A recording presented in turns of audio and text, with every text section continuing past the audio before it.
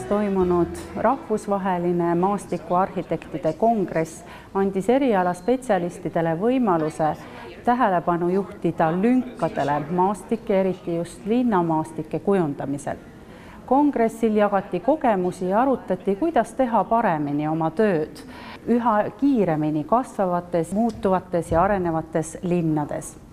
Maastikuarhitektide eesmärgiks on sekundeerida ehitustegevusele ja muuta linnaruum hästi funktsioneerivaks ja inimsõbralikuks keskkonnaks.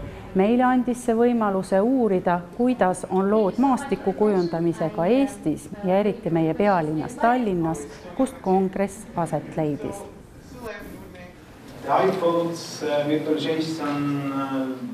Eesti Maastikuarhitektide Liit loodi 2003. aastal. Praeguse seisuga on meil liikmeid 49 inimest.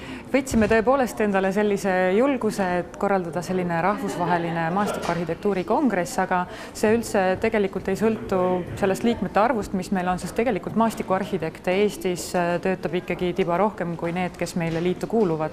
Üle 10 aasta juba ei ole neid EFLA regionaalseid kongresse korraldatud, nii et seetõttu meie kongressiga justkui algatame selle traditsiooni uuesti, aga iga-aastaselt on käinud kohal Brüsselis küll EFLA üldkoosolek ja seetõttu, et seekord see kongress nüüd toimus Tallinnas, siis me ühtlasi tegime ka ettepaneku, et see üldkoosolek võiks toimuda siis samaaegselt Tallinnas. And what I've been truly impressed by is the enthusiasm, the youth, the energy that's gone into this whole process, which is phenomenal, and I think everybody needs to be praised incredibly highly. Kõige rohkem, mida muidugi oodati, olid need peaesinejad. See oli nagu ootuspärane ja ootused olid kõrged ja tulemus olid vastavad. Kolleegide mõttes täpselt samamoodi. Just, see on väga inspireeriv kohtuda uute inimestega selle koha pealt, et minul on endal isiklikult olnud juba päris palju lennukeid ideid. Midagi nendesti saaks äkki realiseerida lähiajal. Kui palju on Eesti maastikuarhitekte siin umbes? Maastikuarhitektidest on mingi paarikümne ringis, aga lisaks on muidugi ka siin tudengeid ja teiste erialade inimesi, nii et kõik, kes tunnevad, et nad on kuidagimoodi selle maastikuarhitektuuriga seotud. Näiteks arhitektid, geograafid, linnauurijad, need on nagu peamised sellised erialad, keda siin teiste kõrval välja tuua. Esimese aspektina mainikski sellist üleüldist teadvustamist, et mis asi on maastikuarhitektuur, millega maastikuarhitekt tegeleb, et siin sellist suuremat kõlapinda võib-olla see kongress endaga kaasa toob. Ja teisest küljest siis erialasiseselt ja ka erialade vaheliselt need erinevad siis nii-öelda need lüngad või tühimikud, et see ei tähenda ainult, et me siin kõneleme nendest puudujääkidest või kitsaskohtadest linnaruumis, sellises füüsilises keskkonnas või selles, kus me igapäevaselt eksisteerime, vaid see on ka midagi sellist, ka siis hariduse või üldse selliste teadmiste poolt, et need lüngad. Landscape architecture is an enormous profession. One that I believe even we as landscape architects don't really recognize its fullest extent. And so I think we have the gaps between the professionals of landscape architecture who don't necessarily understand what it is everybody else does. It's very specialist, but it's immensely diverse, and it covers a whole range of things. Actually, we cover everything in terms of design, from master planning of cities, towns, small countries, right down to the intimacy of private gardens. But within that, we are talking about health, welfare, culture, heritage, the landscape itself, socioeconomics, politics, finance. So the gaps between each of those practicing professionals covering their own specialism, let alone the gap between the professional and the people. Whatever it is we do, it's about people, because you have to live, I have to live there. You know, just because I'm a landscape architect doesn't mean to say I'm completely separate or live on another planet from where people have to live, work, relax and play. So it's immensely important that we try and infill those gaps, that we recognize it's not only the landscape architect that will resolve these issues, I think one of the things I'm most proud about of landscape architects is their ability to be collaborative, to bring in the right professionals to the team from the very beginning. But of course what we've suffered from as landscape architects is perhaps not always being in the team from the beginning.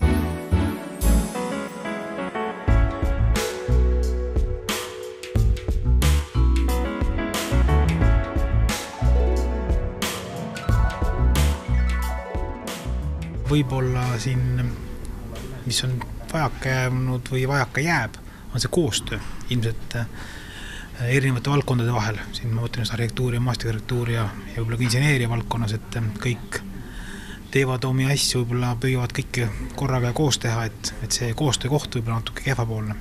Enamasti arhitektid tegelevad ikkagi sellise päris urbaanse keskkonnaga ja ütleme, et vahetud hoone lähedased alad, mida tihtipeale siis maastikuarhitektid ka teha soovivad ja tahavad, et neid siis tehakse hoonete arhitektide poolt ära ja vastupidi siis jälle sellised alad võib-olla, mis hoonetega otseselt seotud pole, jäävad ainult maastikuarhitekti teha, nii et eks siin võib-olla ka niisugune natuke loogiline jaotus on. Maastikuarhitekti töö tegelikult tähendab ju seda, et tehakse päris palju koostööd siis arhitektide, inseneride, rääkimata muudest sellistest aladest, et nüüd võib siin kahest küljest vaadata, et kas on tegemist sellise tõelise tehisliku ruumiga või on ta rohkem seotud looduskeskkonnaga. Viimane suur objekt tegelikult ju, millest siin viimastel aastatel on ka palju räägitud, on Vabaduse väljak, mille autoriteks on küll jah arhitektid. Et maastikuarhitektide tööd nagu viimasel ajal alles niimoodi samm-sammult võib näha. Ma tean, et on tehtud päris toredad koostööd näiteks Rotermanni kvartali väliruumide või maastiku kujundamisel. Ka paljudes teistes kohtades Tallinnas on selliseid alasid, võiks esile tõsta, et kas või Harju tänava haljasala ja Ülemiste City kujundusprojekti ja võib-olla Paeparki, kus on maastikuarhitektid tegutsenud. While working in St. Petersburg, did you have time to visit Estonia? Actually, believe it or not, during living in Soviet time, I never had a chance to be in Tallinn, even live so close. The first time I came to Tallinn 2 years ago from New Zealand. And I was impressed by, it's always very good reconstruction works, and in old Tallinn, in old city, is very, very impressive. Of course, a lot of new development, new skyscrapers, new globalization waves. Of course, I was impressed by the developing of the profession. There are 3 schools in landscape architecture for such a small country. Very impressive. Even like I was in New Zealand, there's 4 million people, okay, and we have 3 schools. And it's really developing well, a very international resonance. And these conferences are very big achievements. And now Estonian landscape architecture is much more visible. So it's a blooming profession, and I think it's great, having a great future. At the same time, you have a lot of landscapes like everywhere else. It's the face of reality.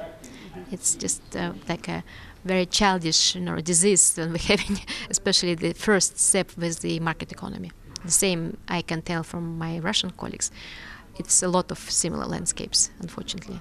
But it's a normal way of the development. I'm sure with a lot of nature here, will be finally will go into the more sustainable way.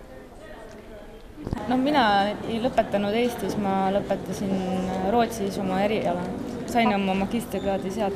Aga me kõik kolmekesi alustasime Eestis kursaõdedena Eestimaa ülikoolist.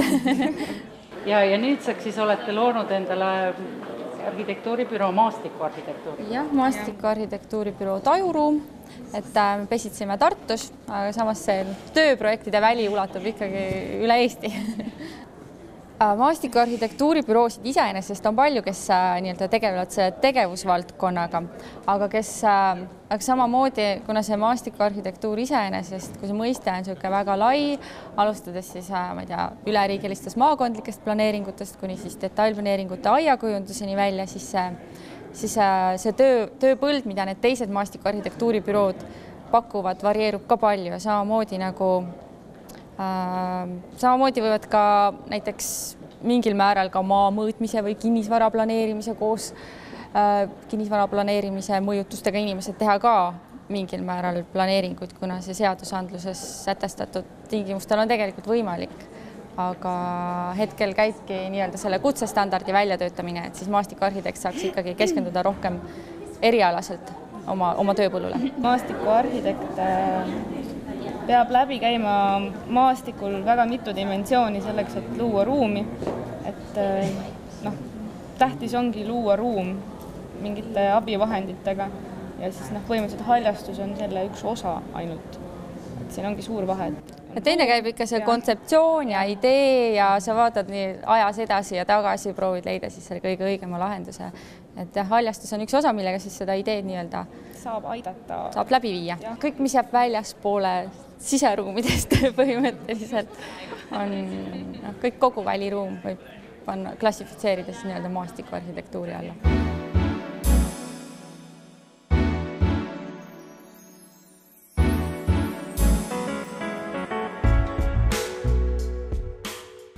I think in each one of our projects we start with what is unique about the place. So we do quite a bit of analysis on the history of the place, the culture, the environmental aspects, the ecology, the people, how they use spaces. So we really start with the place as the starting point, and every project's different. We're not decorating, we're solving major environmental problems often. I mean, in the case of the Singapore project, it was about flooding, it was about how do you create freshwater reservoirs, and then how you create natural environments and parks around that. But usually it starts with some kind of fairly fundamental environmental problem. And then, yes, there's a different scale of project, which is probably more related to the architecture or the building and the landscaping of an environment around that. But I think landscape has the potential to really be at the forefront of a lot of urban and town planning.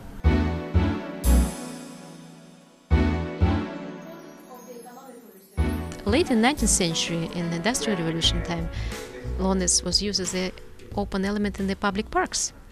And then there was developing of the new market economy and public parks in the cities. It was accepted for the rest of the world. And together with the skyscrapers, it was used as a symbol element of the open spaces. And actually it's naturally accepted in most Europe and then the colonies and other worlds by the 20th century, and by the end of 20th century it was an all global landscape in Dubai, in China, everywhere.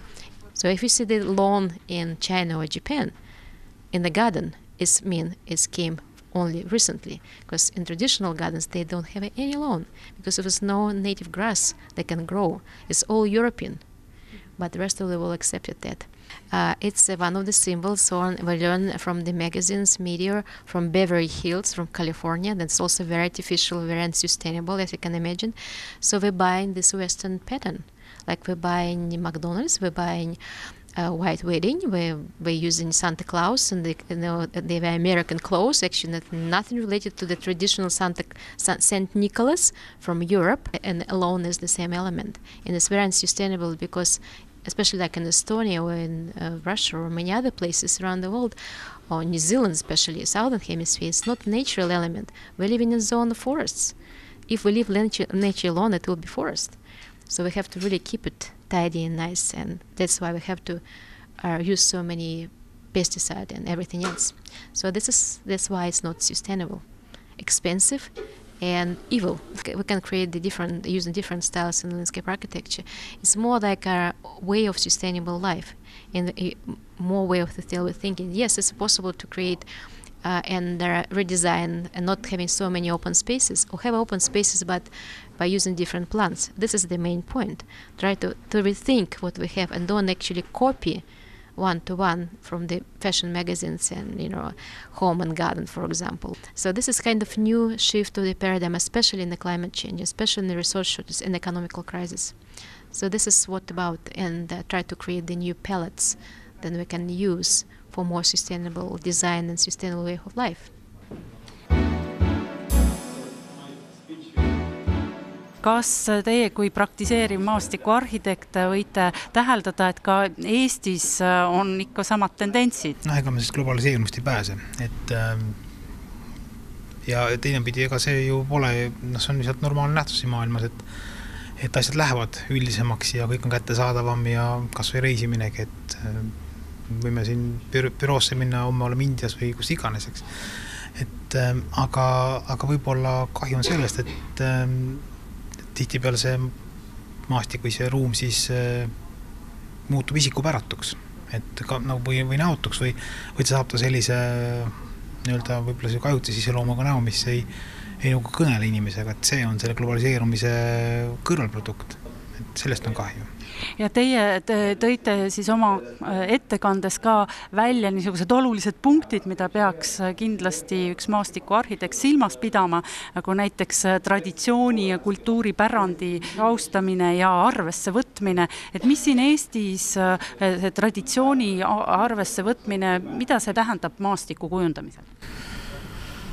No võib-olla ilmselt seda, et meil pole ükski koht ilma ajaloota. Et isegi kui me ei saa seda ajalugu kuidagi kasutada või presenteerida või kui see on marginaalne selles koha kontekstis, et vähemalt võiks kujunduste puhul ja maastiku arhitektuursete objektide puhul siis kas välja tuua selle töö käigus või siis töös endas, et tõepoolest siin ei ole midagi, millega seostada või seostu, aga sageli jääb see etapp üldse ära, et sellest oli võib-olla ka minu näpuviibutus või selline mure, et seda lihtsalt ei näe ja teine asi ikkagi, kui me tegeleme puhtalt sellise visuaalse poolega, ehk siis huvitavate elementide vormidega, et siis kahjuks see raskuspunkt kaobki just selle visuaali poole peale ja seda seost kohalikuga jääb vähemaks või seda üldse puudub. No selge see, et see kunst on huvitav ja see, mis tegelikult alati tegijat ennast kütkestab, et saaks nagu teha midagi kihvti ja atraktiivset. Aga siis, kui inimene tuleb sellesse ruumi ja ta tunneb ennast seal võõralt, et siis see ei ole hea tulemus. Kas Eestis on, et pärast seda nõukogude aega just nimelt tahaks teha midagi võõrast? Kas Eestis ei ole see mitte reaktsioon, siis ma arvan, et eks ta kindlasti on ja see on ka loomulik, et me tahamegi seda samast euroopalikku keskkonda endal siin näha ja ilmselt see väga tihti on täiesti õigustatud, aga lihtsalt, et selle pesuveega viskaks siis ta oma ka päris välja, et see on see mure, et kui meil on igal pool üks Brüssel, et siis milleks Brüsselisse minna?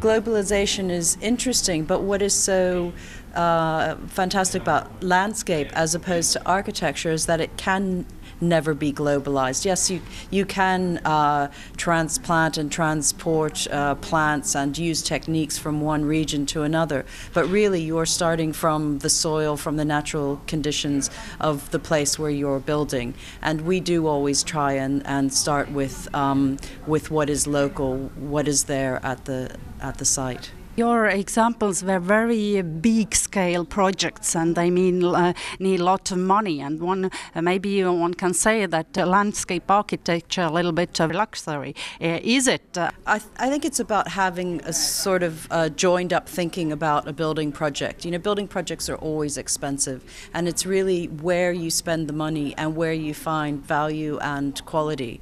And the landscape is often the thing that people see and touch and engage with. You know, that is should be one of the most valuable parts of a building project. But so much money goes into other things, and if we can be a bit clever about drainage systems, and if we can be a bit clever about energy, lighting, power systems, then we can save money and actually invest it in the landscape. So it is expensive. There's always an expense, but it's about how the money's being used and if it's being used intelligently or not.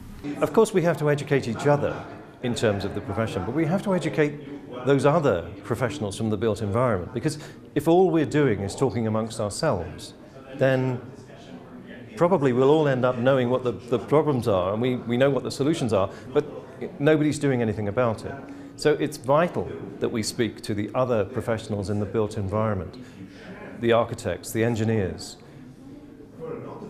but also the politicians, because just like everybody else within the public, landscape architecture is misunderstood from a political point of view. And of course, nothing happens without political acceptance, because they will be saying to you, well, actually, this all boils down to economics and finance.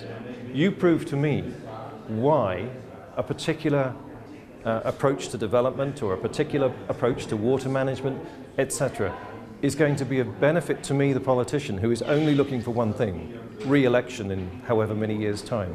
And I have to be the face to the public that says, I can justify this.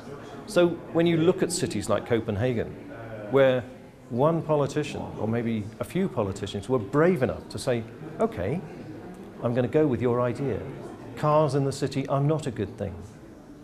How can we make this place somewhere that people really want to live, Spaces that are intimate, spaces that people accept from our level, not from an aeroplane, not on a plan, not on a beautified drawing, but reality, a practical sense of, yeah, I want to go and sit there, I want to go and have a coffee there, I want to go to that building to work.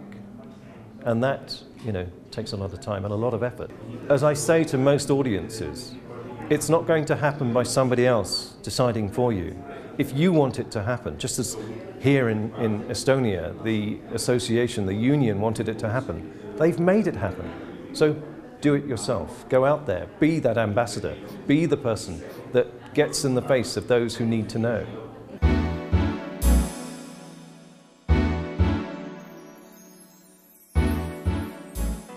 Yeah, basically our main field of action today is not so much the old city, although we're working with it as well, but also the new city, because in Europe cities are still growing. They become bigger and bigger, although the population is rather shrinking. And in this process is integrated a whole set of challenges we have to face, or we are already facing. One was the challenge of industrial areas, which become part of the city now because the city is growing around it. So the areas which have been pushed outside the city in the 20th century become now part of the inner city and could become, and that's the challenge, important parts of our city life. And the question is what to do with it. The second question is what to do with waste. So the city is growing around areas of waste compounds, but also the growing demand for leisure facilities and leisure possibilities for the city people makes that we want to do something with these places. So what can we do with that? The third is the big challenge of traffic. So when we were producing motorways, and now the cities grow around the motorways, and usually we're not changing or adapting these systems to an urban system, but we're keeping them as they are, or we put them underground, which costs an enormous amount of money. Both systems, because we're creating streets. In these projects I face that I try to make the people understand that we have to find ways how to integrate the technical structures. It's not about camouflaging them, covering them, making them disappear, but rather taking that opportunity and do something special with them, because they are interesting. They can make our life more thrilling. The suburbs look all the same, and these objects are possibilities to make areas very special. And all these motorways, this is a very big challenge to every town. It is a very big challenge, and how can we solve it, and how in this landscape architecture? There are certainly many possibilities, but what we did, with one example I was showing, was transforming that motorway, saying, okay, we do not need to go by 120 kilometers per hour through a city, or even 80. We can shrink that down to 50. And the second is make it a boulevard, make it part of the city. The street is the origin of European culture. It was the base. Without the street, nothing would have been possible. And we have to regain that spaces for the city. And if we make them part of our city, the city can reorientate to these areas, which are the main arteries of orientation, of trade, of leisure, etc. And that's what we did in Luxembourg. We made it a boulevard with many trees, with public transport. And that's the place where the restaurants are, the main entrances to most of the buildings, and buildings which had been facing backwards, following the old strategy of the functional city, where a car drives on a motorway, drives off, goes around a building into a parking lot, and then you go into the building. We turned that around, and it works. The challenge is to convince traffic consultants, to convince politicians that you shouldn't drive fast anymore, and that we drive on a normal street. kuidas siin Tallinnas maastiku kujundamise poliitikaga lood on? Mulle tundub, et Tallinnas, kui rääkida Eestist, on need lood kõige paremad. Seetõttu, et Tallinn tõepoolest on Eestis kõige suurem linn ja siin ka erinevalt teistest linnavalitsustest on ka ainus maastikuarhitekti ametikoht on olemas. Teistes linnavalitsustes sellist ametiposti üldse ei olegi. Ja kui vaadata siin ka ringi, siis neid selliseid erialaga seonduvaid kohti ja maastikukujundusi, on nad siis väiksemad või suuremad alad, neid on siin kõige rohkem ikka esile tõsta kui teistes linnades. Kas üldse mõni projekt realiseerimiseni jõuab ja kui seda tehakse, et kas siis on suurte rahaliste kärbete tõttu vaja lahendusi niivõrd modifitseerida, et lõpuks ei pruugi ideest midagi alles jääda ja üldse kuidasmoodi on ehituskvaliteet ja kuidas see lõpuks kõik välja kukub, nii et nurisemist on alati, aga on ka muidugi häid asju, mis juhtub, et head asjad on need, et meid üha rohkem teatakse ja osatakse meid kaasa kutsuda ja seetõttu nagu seda koostöövalmidust on üha rohkem ja rohkem. Terve maailm on ju igal pool mujal maailmas, mõtleme näiteks Euroopat, Kesk-Euroopat, Lääne-Euroopat, siis see idee maastikuarhitektist on ikkagi olemas ja väga kõrgelt hinnatud. Me tahame edasi areneda. Samamoodi seda Eestisse tuua, seda kõrgelt hinnatud asja. Arenema, et ei saa olla nii, et Eestis ei arene. Ja nagu siin kongressil näha on, et kõik need inimesed, kes siin on osa võtavad, on ju tegelikult samamoodi meelestatud ja viitsivad näha vaeva selle nimel, et see tunnustus jõuaks ka lõpuks siia.